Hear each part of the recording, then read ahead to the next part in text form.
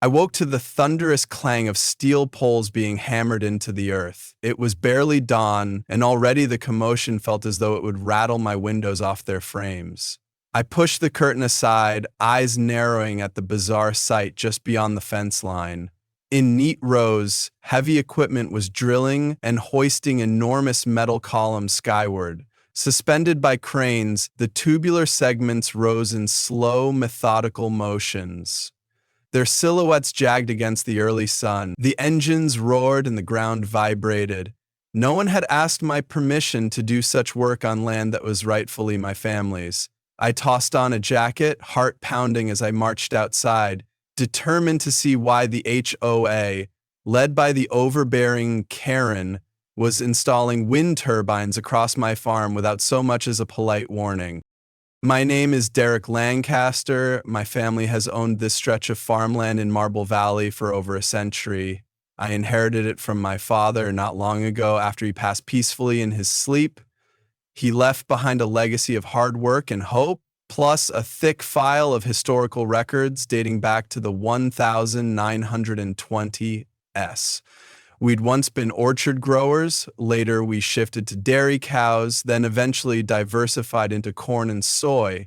Times changed, but we managed to keep the farm afloat by adapting. Although this land is dear to me, I've often contended with neighbors who think farmland is either an eyesore or wasted property that could be developed.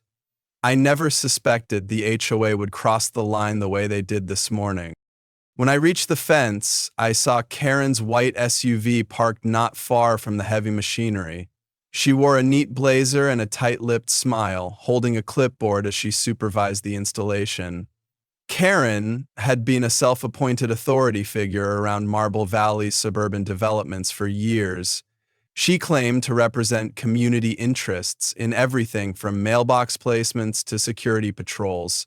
But in truth, she often bullied people into compliance. My father had butted heads with her more than once when she tried to impose HOA landscaping rules on our farmland. He used to say, "That woman's sense of entitlement will be her undoing," and I recall laughing it off.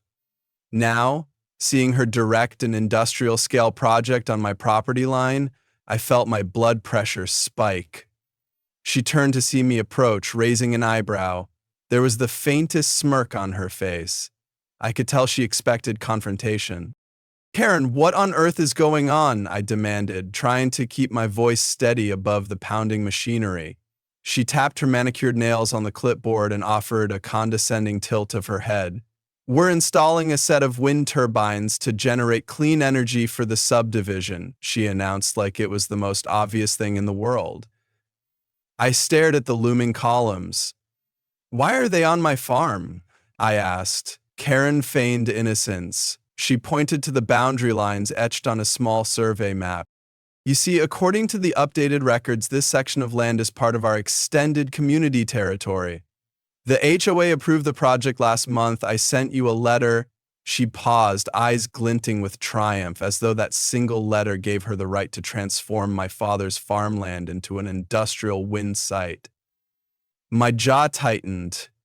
"This property has been in my family for generations. You have no authority to install anything here." She shrugged, handing me a copy of the survey. "Take it up with the county if you have a complaint." I felt the wind pick up, pushing against the half-assembled turbine standing nearest to the fence. Workers trudged back and forth, fastening bolts and cables. The entire scene was surreal. The so-called official map Karen gave me looked suspiciously new, with updated boundary lines that sliced straight through the southwestern corner of my land. They'd shaved off 100 acres or so, labeling it as Community Green Initiative Sector. I looked up, baffled, hardly believing she'd have the gall to present such a blatant falsehood. Karen smoothed her hair and offered a sweet smile, as if reading my doubts. "I assume you'll want to talk to a lawyer or some planning official?" That's perfectly fine. We have the county's blessing." She pivoted, striding away with an air of finality, leaving me fuming at the fence. I remember calling my attorney that afternoon, describing the scene. He was shocked, said the survey must be bogus, and recommended I start gathering any historical deeds or boundary maps in my father's old records. I rummaged through the filing cabinet in the attic, the same one Dad used to joke about. He said it contained every paper ever generated in this town. My search turned up the usual documents, tax statements, old land grants, and then something far more intriguing. Tucked in a battered envelope was a parchment labeled Easement Rights, 1923. The edges had yellowed with age. The handwriting was old-fashioned, formal. I felt my pulse quicken as I scanned it. The text referred to a boundary dispute between my great-grandfather, Wallace Lancaster, and a neighbor named Joseph Irving. It mentioned farmland, water rights, and a resolution that had apparently gone to court almost a century earlier. My father had scribbled notes in the margin referencing something about Irving's debt forgiven in exchange for a portion of land. I couldn't fully interpret it, but something about this ancient document seemed relevant to Karen's claim. A century-old boundary line lawsuit settled by the local courts might well trump her brand-new survey. If so, I had a powerful card to play. I wasted no time in bringing these papers to my attorney. He read them carefully, eyebrows lifting at each new revelation. The gist: in 1923, Joseph Irving had borrowed money from my great-grandfather using a strip of farmland as collateral. When Irving couldn't repay, he lost the land, and the county court recognized that portion as legally belonging to the Lancaster farm. This included the southwestern corner that Karen now claimed as HOA territory. My attorney exhaled a low whistle. "This is dynamite," he said. "It looks like the land was never subdivided or reverted to any other party. So either Karen's survey is an error, or someone tampered with the official maps at the county clerk's office." I recall that night lying awake, the mechanical hum of the turbines drifting across the fields. Even half completed, they were enormous, towering spires that cast shadows over the neat rows of crops. I felt frustration and heartbreak. My father had poured his entire life into making our farmland prosperous and serene. Now Karen and her cronies were turning it into an industrial energy project, apparently with county backing. I heard the wind whistle around the steel structure, and I felt a pang of dread for how my neighbors might be swayed by Karen's talk of clean energy and community benefits. I wasn't opposed to renewable energy in principle. What infuriated me was the violation of property rights and the disregard for any local farmland traditions. The next day, I confronted Karen with a copy of the 1923 easement ruling. I marched over to her driveway, ignoring her perfectly manicured garden that screamed HOA standard. She answered the door with a smug look that slipped into a tight frown as soon as she saw my determined face. I held out the documents. "You and your board need to stop the turbines immediately," I insisted. "This land belongs to me under a court ruling from 1923. The records prove it." She barely glanced at the parchment. Instead, she laughed, a sharp, derisive sound. "Is that supposed to scare me? Ancient documents don't override the county's official updated survey. Times change, Derek. Your little piece of paper has no authority today." I felt my fingers tighten around the folder. "I'll go to court if I have to," Karen shrugged. "Do what you must. The turbines aren't coming down, and the HOA has big plans for that sector." She shut the door in my face before I could reply. My frustration was quickly replaced by a fierce resolve. Clearly, she would dismiss anything that didn't align with her agenda. If she was so certain she could override a century-old lawsuit, perhaps someone in the county offices had been convinced by her money or her influence to ignore historical records. I decided the next step was to contact the county clerk's office and compare the official property line with the 1923 court case, but that proved more complicated than I expected. The county clerk, a flustered man named Rupert, admitted that a new survey had been approved recently. He showed me a digital map that indeed cut across my farmland. We had the land listed as partially unclaimed for decades, Rupert explained, until the HOA petitioned for a reclassification. They provided documentation from some old estate transfer. I demanded to see it. Rupert gave me a meager file that contained a single typed page referencing a land transfer from the Irving family to the Redwood Shores HOA dated 1967. My stomach nodded. Had the Irving descendants sold the same land that my family acquired in 1923? If so, a messy legal tangle was guaranteed. I told Rupert about my father's documents. He shrugged helplessly, insisting I take it up in court. That was the recurring refrain, take it up in court. So, be it. My attorney agreed that we needed to file an injunction against the HOA's development of the turbines, claiming rightful ownership until the property dispute was settled.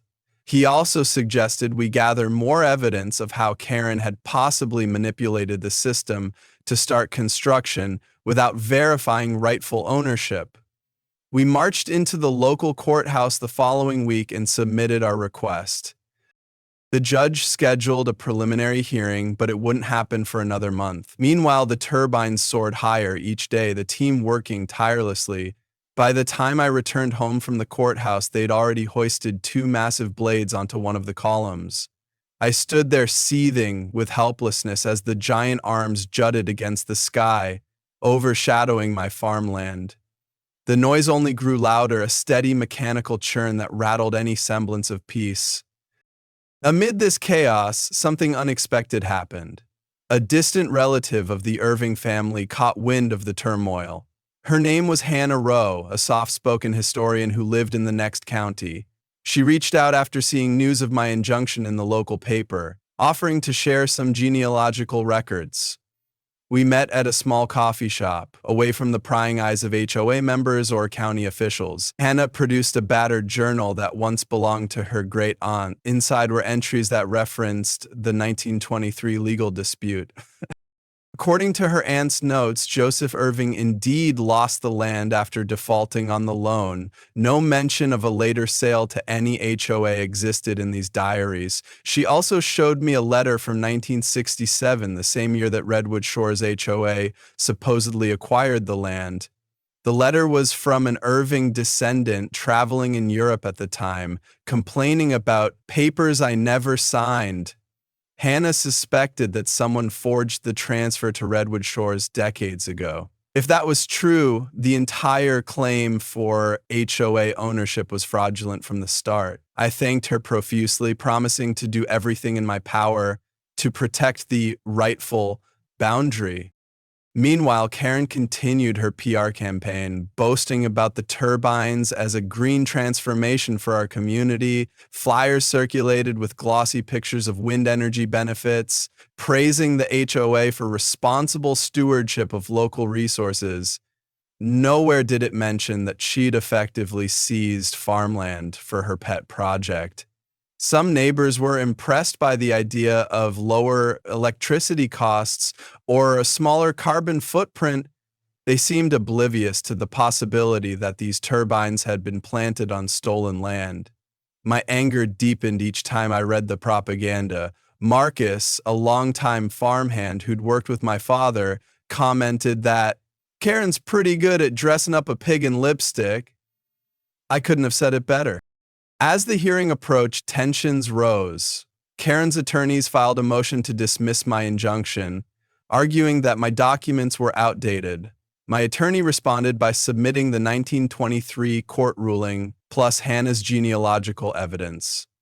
The judge refused to dismiss, stating there was enough conflicting material to warrant a deeper look. Karen was furious.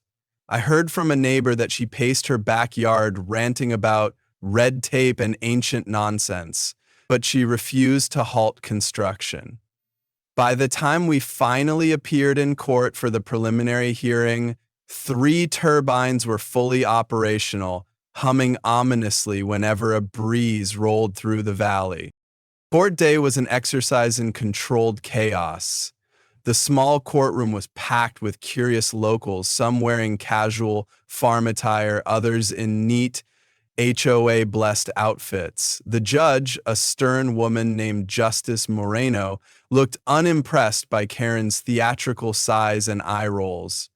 My attorney presented the century-old lawsuit that clearly designated that southwestern corner as belonging to my family. Karen's side insisted that Redwood Shores HOA had purchased it legally in 1967, brandishing the single-page transfer document. It didn't bear any official seal from the county recorder, only a suspicious signature line from a supposed Irving representative. My attorney argued it was fraudulent or at least never properly recorded. Tensions flared. The judge rapped her gavel, demanding order. For a moment, Karen's lawyer tried to paint me as anti-environment, accusing me of wanting to block green energy for personal gain. I bristled at the insinuation. My attorney calmly pointed out that I wasn't against wind power in principle, but I was absolutely against having it forced upon farmland that was rightfully mine. Justice Moreno seemed to understand. She remarked that property rights must be upheld. But she also warned that verifying these old documents might require time, as the county archives and genealogical evidence needed to be scrutinized. In the interim, she proposed a temporary restraining order on any further construction. Karen's legal team balked, claiming it would cost them thousands in delays. The judge held firm, and for the first time since this nightmare began, I felt a glimmer of hope. Construction halted 2 days later, leaving the turbines half-finished in some places, fully erect in others. The farmland looked like a bizarre sculpture garden of metal towers and incomplete rotor assemblies. Some neighbors expressed relief at the pause, remarking that the noise had diminished. Others complained that the half-finished turbines were an eyesore, demanding that I let Karen finish them. I tried explaining that it wasn't about my personal preference, it was about illegal encroachment and forged documents. The pressure from certain corners of the community was palpable. One evening, I found an anonymous note taped to my mailbox, accusing me of standing in the way of progress. That same night, my barn was tagged with spray paint, "Stop being selfish." The irony stung. I was trying to preserve farmland that had been in my family for 100 years, but some saw me as the bad guy. My attorney kept pushing for a thorough investigation into the 1967 transfer. With Hannah's help, we discovered that the Redwood Shores HOA didn't even officially exist until 1970, making that 1967 date suspicious. We located a retired county official who remembered a scandal in the early 1907s involving a land grab. He recalled how certain unscrupulous developers used forged deeds to claim farmland and convert it into suburban lots. That official testified in a written statement that he believed Redwood Shores HOA might have been involved in shady deals at its inception. In short, everything pointed to the land being stolen on paper decades ago, then slipping through the cracks of bureaucracy. My father never knew because no one had tried to enforce those false boundaries until now. Karen was simply the first to exploit that dusty, questionable record. As the county's investigation deepened, rumors abounded that Karen was in league with wind energy investors who stood to profit once the turbines were completed.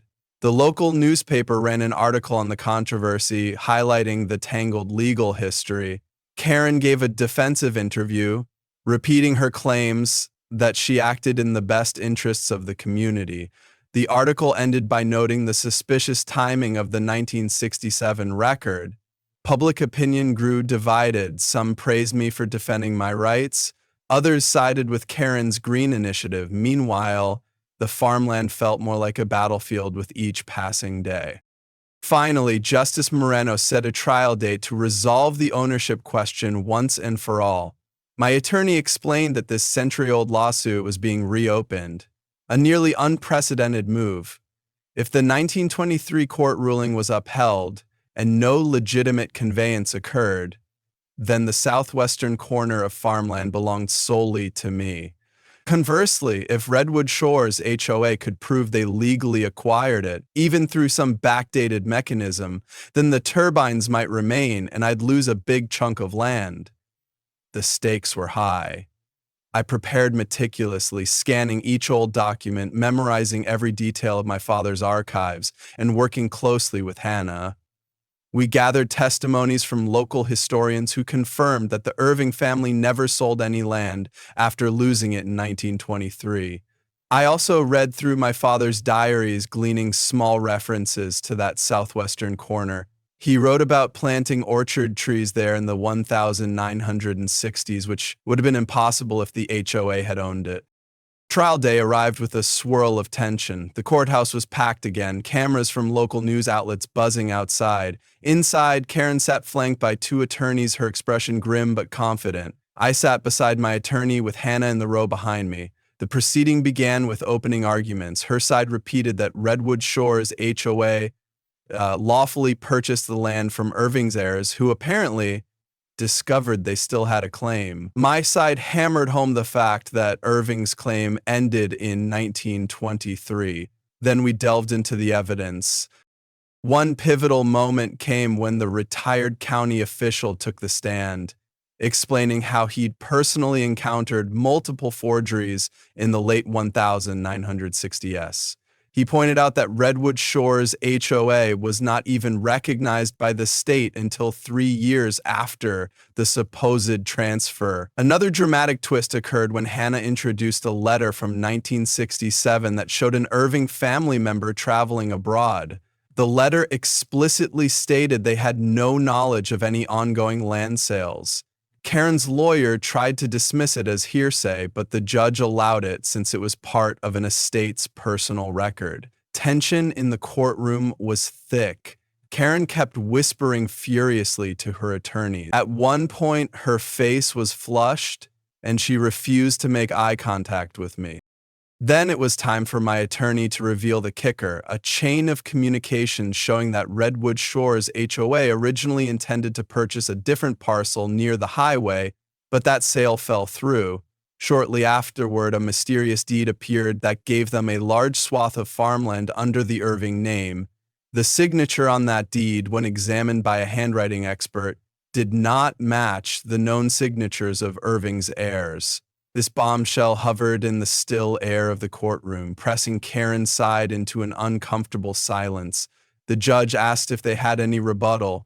Karen's attorney mumbled about how the deed had been on file for decades, that they believed it was valid. Justice Moreno was unimpressed. In the final stretch, both sides made closing arguments. Karen's lawyer tried to pivot back to the environmental angle, saying that even if the land was in dispute, removing the turbines would harm the community's progress toward clean energy. My attorney countered that property rights cannot be ignored for convenience, and the law must address the theft of farmland. The judge adjourned, indicating she would need time to review all evidence and issue a ruling in the coming days. I spent those days on edge, hardly sleeping. The turbines loomed outside, a constant reminder of the injustice we faced. Neighbors remained split. Some voiced support for me, especially those who disliked Karen's aggressive tactics. Others grumbled that I was a fossil clinging to tradition. Every passing day of uncertainty felt like an eternity. At night, I sometimes walked by the turbines, listening to the eerie whoosh of the blades. My father's memory hovered around me, and I hoped fervently he'd be proud of how I was fighting. I recalled the orchard stories he used to tell me, how his father had staked everything on the land's success. Now, in a strange way, we were defending that same claim across a time span that defied logic. The call from my attorney came early one morning. She sounded triumphant, telling me the judge had delivered her verdict. The southwestern corner had always been Lancaster farmland, recognized by law since 1923, and no legitimate transfer to Redwood Shores HOA had taken place. The 1967 deed was declared fraudulent. Justice Moreno ordered the HOA to remove the turbines within a set time frame and restore the land to its prior condition. My breath caught in my throat. We had won. All the heartbreak, tension, and fear of losing my father's legacy had led to this moment. We had proven the truth, bridging a century's gap. When I arrived at the courthouse to pick up the official paperwork, cameras were flashing. A local reporter asked me for a statement. I simply said, "We're relieved that justice respects history. We're not anti-clean energy. We're just pro-truth." Karen was nowhere to be seen, though rumors spread that she'd locked herself in her house and refused to answer any questions. The HOA board members scurried to distance themselves from her, insisting they were unaware of any fraudulent deeds. Some demanded her resignation as their president. The entire fiasco had become a cautionary tale about power, greed, and the arrogance of ignoring history. Over the following weeks, a specialized crew arrived to dismantle the turbines. It was a slow, noisy process, ironically echoing the same hammering and drilling that had awakened me that first day. My neighbors stood in small clusters along the road, watching the giant metal columns come down. I spoke with a few of them, explaining that I bore no ill will toward wind power. I just couldn't let them stand on stolen land. To my relief, many understood. Some apologized for siding with Karen initially, saying they hadn't realized the depth of the deception. Karen eventually stepped down from her role in the HOA. I heard she faced potential legal consequences for her part in presenting falsified survey documents. Whether she was personally involved in forging them decades ago or simply capitalized on an existing fraud, I never learned. Either way, Redwood Shores HOA was left with a tarnished reputation. I wondered if they would attempt a different wind turbine project elsewhere, but for now, they were embroiled in a wave of lawsuits and fines for having begun construction without proper verification. A sense of peace returned to the farmland when the final segment of steel tower was carted away. Marcus and I walked that southwestern corner, gazing at the scars in the earth where heavy machinery had chewed up the soil. We talked about replanting orchard trees or maybe a new field of alfalfa. It felt right to restore the land to what it once was. As we strolled, the late afternoon sun bathed the rolling hills in a golden hue, an echo of the natural beauty my father used to cherish. There were no more overshadowing turbines or loud mechanical droning. I stood on a rise overlooking the valley, recalling that battered easement document from 1923, the archaic handwriting that carried so much weight even after 100 years. My great-grandfather Wallace must have been a determined man to see that lawsuit through. Dad always said he inherited that stubborn streak, which in turn I must have inherited too. It felt like I'd walked in their footsteps, bridging a century to defend our claim. Though the farmland was quiet once again, the court case resonated in the local press for some time. Headlines read, "Century-old lawsuit sinks modern wind project," and "HOA's land grab falls apart in court." A few commentators argued it was a shame the turbines were dismantled, that we lost an opportunity for green energy. But the more balanced voices recognized that ignoring property rights is no way to go about progress. Many farmland owners in nearby regions expressed gratitude that we'd set a precedent, reminding officials and HOAs that they can't simply trample over century-old deeds. Some weeks later, as I sorted through the attic files, I found a final note from my father, tucked behind a ledger. In his scrawling handwriting, he wrote, "Derek, never let anyone push you off this land. Our family fought for it once. We'd fight for it again if we had to." I smiled through a surge of emotion, folding the note carefully. He'd known, in his quiet way, that such a battle could one day arise. The orchard ledger from the 1960s, the old easement documents, the scribbled margins, he'd left a trail of breadcrumbs, trusting I would defend what he loved. Shortly after, Hannah Rowe visited, eager to hear the result of the trial. I took her down to the southwestern corner, showing her the remnants of uprooted stakes and turned over soil. She ran her hand over the scratched earth, shaking her head at how quickly it had all happened. "My great-aunt always spoke kindly of your family," she said. Should be so relieved to know everything ended fairly. We stood there for a moment in silence, two strangers brought together by a century-old legal tangle. I thanked her for her help. Without her genealogical research, I might have struggled to prove the validity of our claim. She smiled warmly, saying she hoped the farmland would flourish again. I assured her it would. In the following months, I planted new saplings where the turbines once stood. The orchard rows needed time to grow, but the sight of those young trees gave me hope. Sometimes I'd close my eyes and imagine them in full bloom, blanketing the corner in pink and white blossoms, the distant hum of nature replacing the metallic drone of wind blades. Marcus teased me that it would take years before we'd see real fruit, but I was in no rush. This land, older than any of us, had endured enough upheaval. It deserved some peaceful healing. Karen remained a presence in the rumor mill for a while, though she kept a low profile in public. The last I heard, she planned to move out of Marble Valley, rumored to have sold her house.